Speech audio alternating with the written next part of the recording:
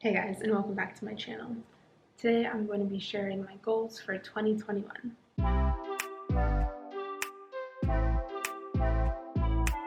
So I know that this video is a little bit late, but to be completely honest, I was hesitant to even set goals for this year. We are going to be having our first baby this year, and obviously that's going to be a huge life change.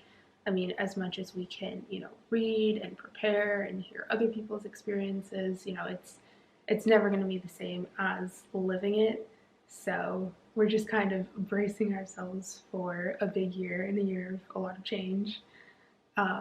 So, obviously that's a lot to take on already. And, a lot of what my focus for 2021 will be is obviously going to be on learning how to be a mom. I feel like to set, kind of like personal development goals on top of that is definitely a little bit much.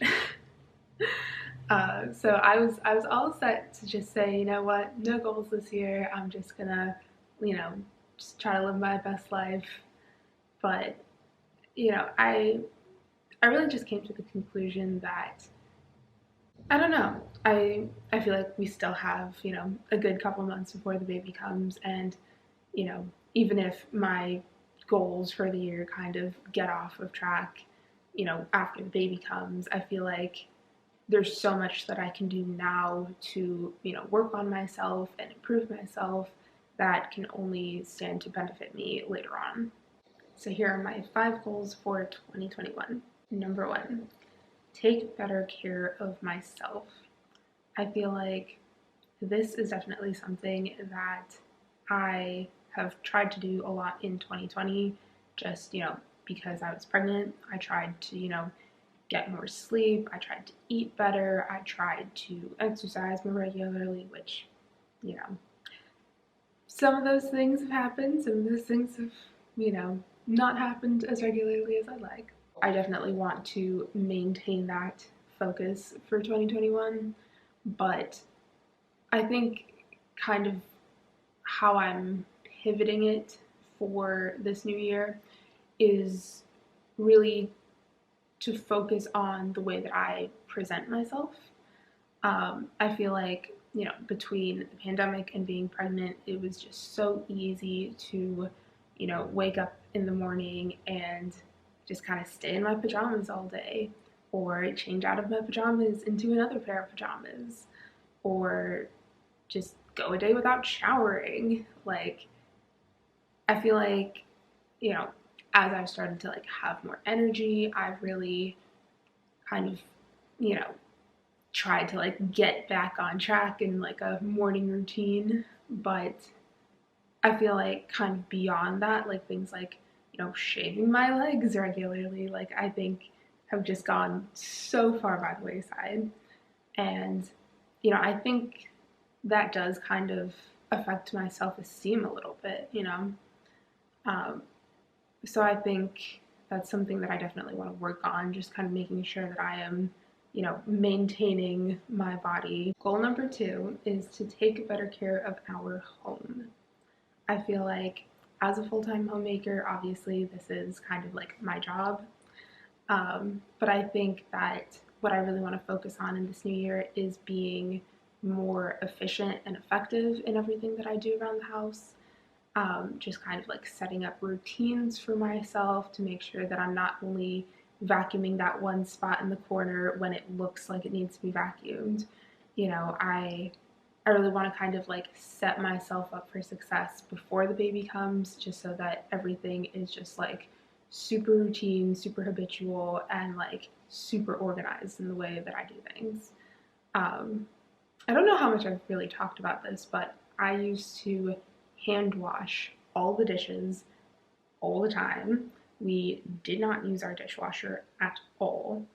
And that has been something that has changed recently, um, as of like maybe the past month or so, just because I, just being pregnant, could not keep up.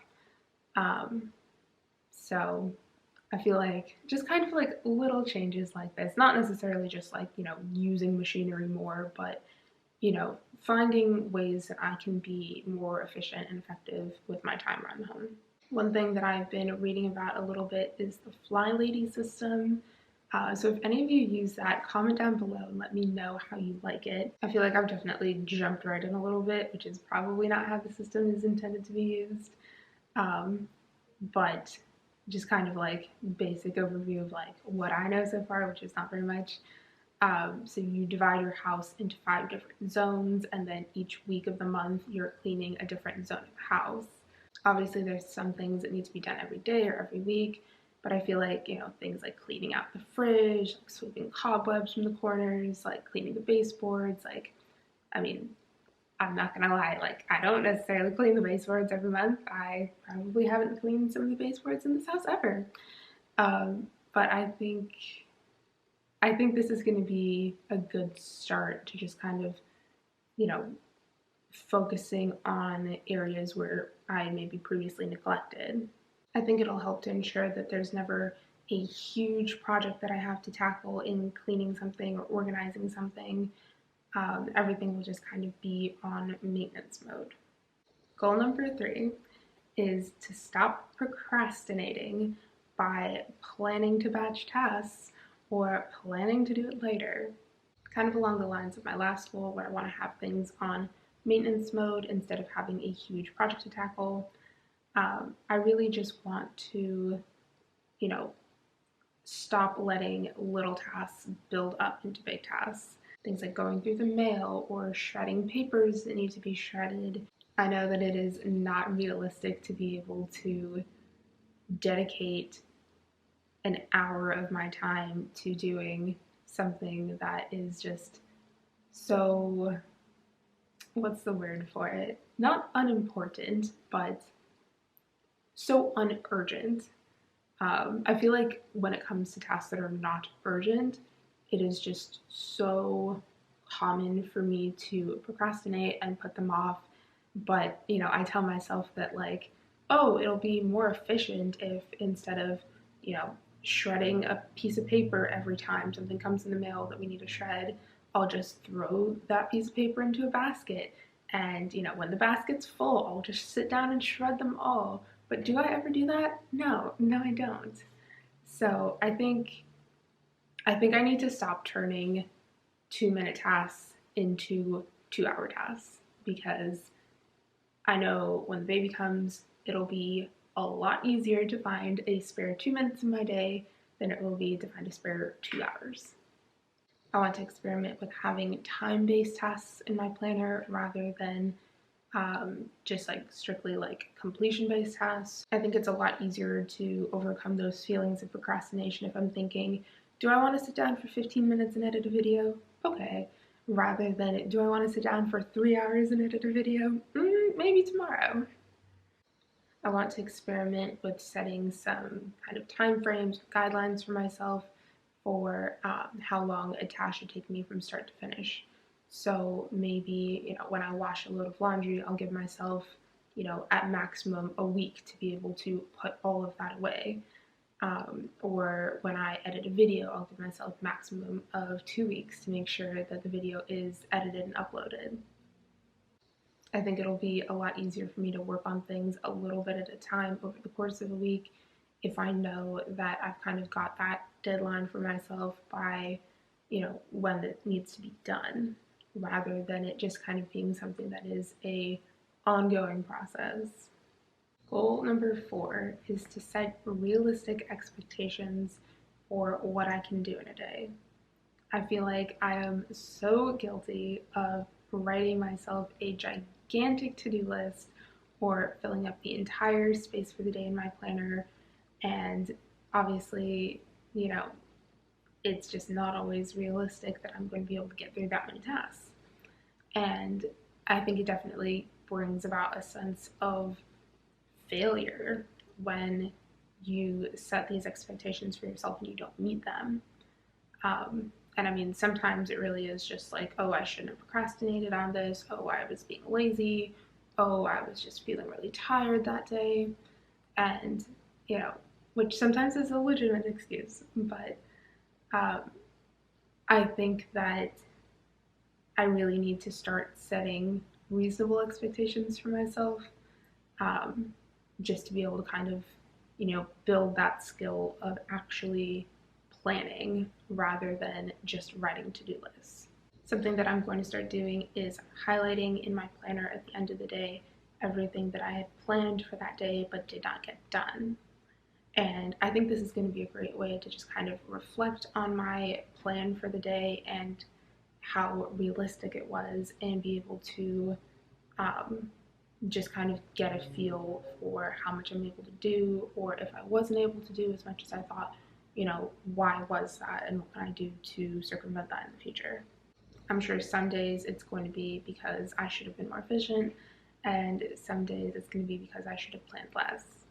I'm also going to create a bonus to-do list for the week so that if there is anything that I know really doesn't have to be done that week but would be nice to do that week, or if there's something that I think of midway through the week that all of a sudden I think I want to try to get done that week, that way, rather than just kind of like stuffing everything into the week, just, thinking of more and more things that I want to do as the week goes on, I can really just kind of, separate out those just kind of like spur of the moment thoughts from what my actual plan for the week is. That way I can really focus on my intentions for the week as I originally set them, and if I get everything done for a particular day, then I can kind of grab one of those bonus tasks and stick it in and have an even more productive day, but I'm not giving myself more than I originally thought I could handle. The great thing about it is at the end of the week, when I am planning for the next week, whatever was on my bonus to-do list that I didn't get done, I can either, add to my planner for the new week, or I can kind of, give myself a chance to reevaluate and say, is this something that really needs to get done, or is it something that I can, kind of do without for the moment. And goal number 5 is to build my self-confidence.